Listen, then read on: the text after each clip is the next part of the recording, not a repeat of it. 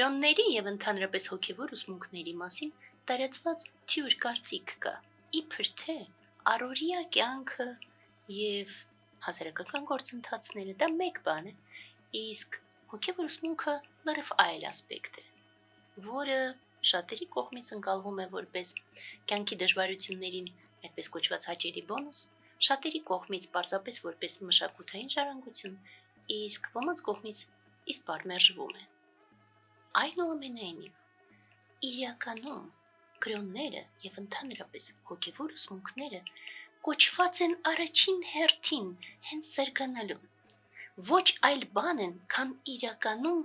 ուղի առկատարելություն։ Եվ մեծ առումով յուրաքանչյուր կրոն, յուրաքանչյուր հոգեվոր ուսմունքը հենց ուղեցույց է, թե ինչպես դառնալ լավ մարդ, ինչպես կարողանալ առաջնորդվել հոգեվոր արժեքներով, ինչպես մաքրվել չարիքից եւ շատացնել բարին, ինչպես հավատալ եւ արարել լույսը։ Լինում են ժամանակներ, այդպես կոչված ոսկե ժամանակներ, երբ որ գալիս են մեծագույն ուսուցիչներ, փոխանցում են ուսմունք, եւ այդ ժամանակ կարողանալ աստիճանաբար զարգացնել հավատը, զարգանալ եւ ինչ-որ ձևով յուրաքանչյուր քայլափոխին ձգտել առլույս երբեմն կարող է լինել բավարար, բայց լինում են նաև մութ ժամանակներ, որոնցում որ ամբողջ հավատը հանկարծ կարող է ճնշվել, ամբողջ հոգևոր ուսմունքները հանկարծ կարող են աղավաղվել կամ նսեմացվել չարիքի կողմից, եւ այդ ժամանակ բոլոր մարդիկ սկսում են իրենք էլ նսեմանալ, փոքրանալ եւ կորցնել լույսը, եւ հիրավի մեզանում այսօր հենց այդ ժամանակներն են ցավոք սրտի, Պողոս առաքյալի խոսքերով, սույն դարաշրջանի խավարն է։ Եվ այդ ժամանակ իրոք կարող ես կորցնել քեզ, բայց օգնությանը մեզ նորից ու նորից գալիս են արտահայտություններ տարբեր ժամանակներից, տարբեր մարդկանց կողմից, որոնք կոչված են նորից ու նորից օգնելու մեզ, որ լույսը երբեք չմարի։ Եվ այդպես տեսնենք, թե ինչ արտահայտություն մենք ունենք այսօր։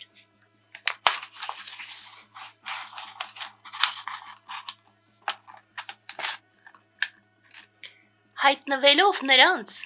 ով ողջ սրտով փնտրում են նրան, եւ թաքնվելով նրանցից, ով խուսափում է նրանից, Աստված կարգավորում է իր մասին մարդկության գիտելիք։ Նրանց, ով տենչում է տեսնել, նա տալիս է բավարար լույս, իսկ նրանց, ով տեսնել չի ուզում, նա տալիս է բավարար խավար։ Բլես Պասկալ։ Բլես Պասկալ, ֆրանսիացի մաթեմատիկոս, ֆիզիկոս, փիլիսոփա, գրող։ Մաթեմատիկական անալիզի, հավանականության տեսության եւ այլ ուղղությունների հիմնադիրներից է։ Պասկալի անվամբ է կոչվել ճնշման միավորը, ինչպես նաեւ ծրագրավորման մի լեզու, համալսարան, դպրոց, պարգևատրումներ եւ այլն։ Այս արտահայտությունը հիրավի աննկարագրելի տխրություն է պարունակում, որովհետև մի կողմից ճշմարիտ է հիրավի, յուրաքանչյուրին իրենը, մենք գիտենք դա, մենք գիտենք, որ յուրաքանչյուր մարդ ինքը գնում է իր կյանքի ճանապարհներով, սխալվելով այո, երբեմն այնուամենայնիվ նաև բարի գործեր անելով,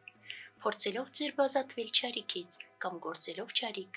բայց եթե հանդգնում է ամեն վայրկյան ձգտել եւ հիրավի մաքրվել չարիքից, մաքրվել մթագնություններից եւ հրաժարվել չարիքի բոլոր դրսևորումներից, եթե հանդգնում է արարել բարին,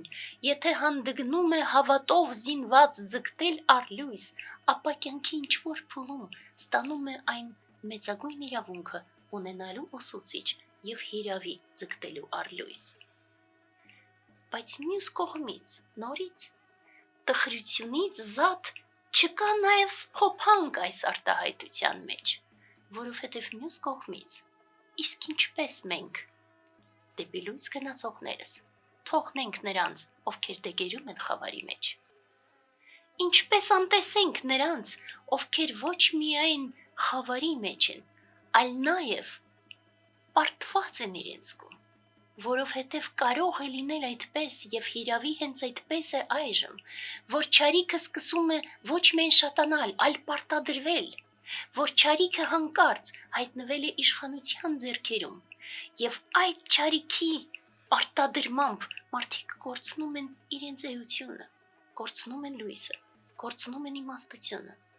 կորցնում են այն ամբողջ կյանքի իմաստը, որը կարող է լինել, եւ դրանով հուսահատվում, հուսալքվում, պարտված են զգում, կամ էլ սեփական փոքր մտածելակերպով սահմանափակված, նաեւ խփված իշխանության կեղծիքների պատճառով։ Ինչպես թողնենք նրանց։ Եվ սա հիրավի մեծագույն հարցն է բոլորիս համար։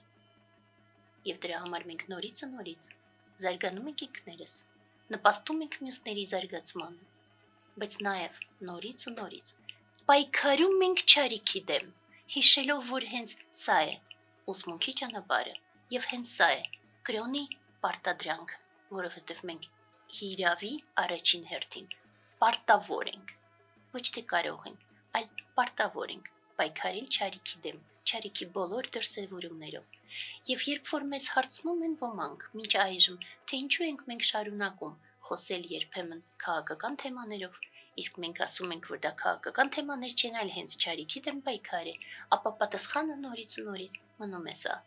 նա, ով գիտի լույսը, պարտավոր է ասել բոլորին լույսի մասին եւ պարտավոր է հնարավորինս փոքրացնել խավարը, պայքարելով խավարի դեմ։ Եվ դրա համար զինվում ենք լույսով, եւ դրանով հզոր ենք, եւ դրանով գնում ենք առաջ, որպեսզի լույսը երբեք չմարի։